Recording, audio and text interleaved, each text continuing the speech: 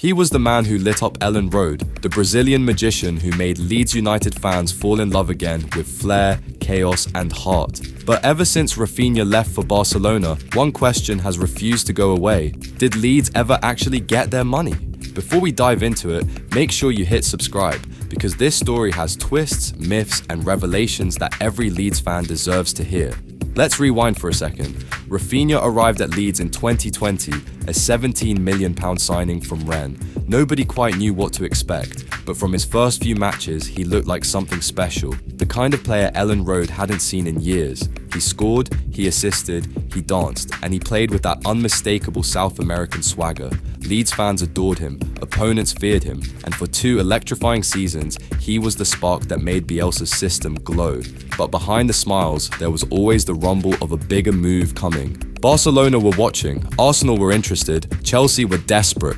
And in the summer of 2022, the inevitable happened. Raphinha packed his bags for Spain. The deal was worth around £58 million, with £50 million up front and another £8 million in add-ons, performance clauses, trophies, and appearance-based bonuses that could push the total even higher if everything went perfectly for Barcelona.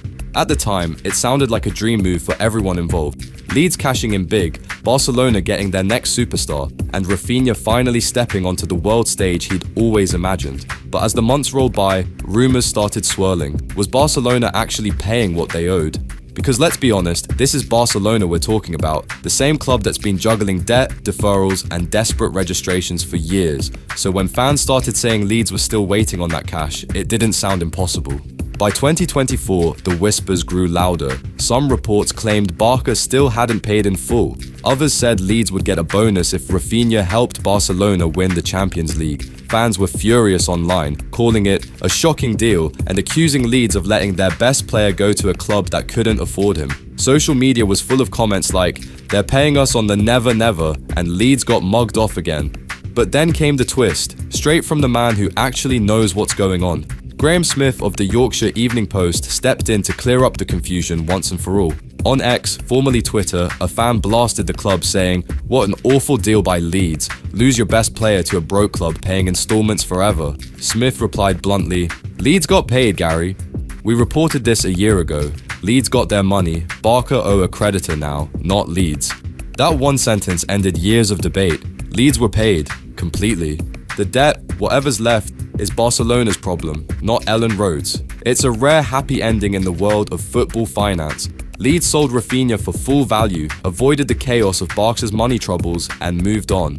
And as for Raphinha himself, well, he's done more than fine. At 28, he's become a superstar in Spain, a Champions League regular, a Ballon d'Or contender, and a player finally delivering on every ounce of promise Leeds fans saw in him years ago. In fact, he finished 5th in the 2024-25 Ballon d'Or voting. And some thought even that was too low. Thierry Henry called him one of the most complete wingers in the world. Neymar was reportedly furious that his fellow Brazilian didn't rank higher. And at the ceremony, Raphinha even met his childhood hero, Ronaldinho, a surreal full-circle moment for the kid who grew up idolizing him. Back in Leeds, fans were watching with a mix of pride and frustration. Pride because they discovered him, because Elland Road was where he became a star. Frustration because, deep down, they know how much difference he'd make to this current side. Stuart Dallas summed it up perfectly. He said recently, "I wish he'd been in the Champions League final. He could have won it. He was always special. The things he did in training, on the pitch, they'd leave you speechless." Dallas didn't just talk about the magic though, he talked about the grind. "The thing about Rafa," he said, "was his work rate. He topped the running stats every week. Everyone thought I ran loads, but his numbers were through the roof. The sprints, the intensity, unbelievable." That's the part most people forget. Raphinha wasn't just flair and flicks. He was a machine. He chased back, tracked runners, and fought for every inch. Watch him at Barcelona now, and it's the same story. Sprinting the length of the pitch to defend in the 90th minute, still pressing like it's the Premier League. That's not luck. That's mentality. Dallas finished his thoughts with a simple wish. "It's great to see him doing so well, but come back to Leeds if you want, I sigh, and you know what? Leeds fans would welcome him back in a heartbeat because there's something about Raphinha that fits the Leeds DNA. Hard work, heart, and a bit of madness. But what this whole saga really shows is something deeper. It's about how far Leeds have come and how far they still need to go. A few years ago, the idea of selling a player to Barcelona felt like a dream. Now, Leeds are the kind of club that produces global stars, players who go on to fight for the biggest awards in world football.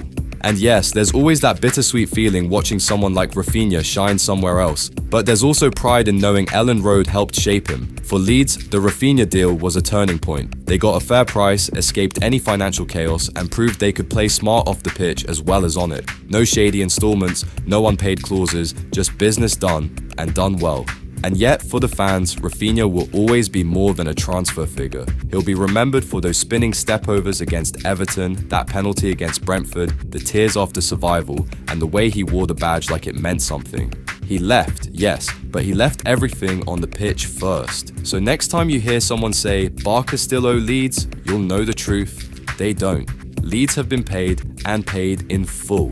The Raphinha chapter is closed financially, but emotionally, it never really ended. Because when he scores for Barcelona, Leeds fans still smile. When he wins awards, they still cheer, even if it's bittersweet. And if the day ever comes when Raphinha walks back out onto the Elland Road pitch, you can bet the noise will shake the city.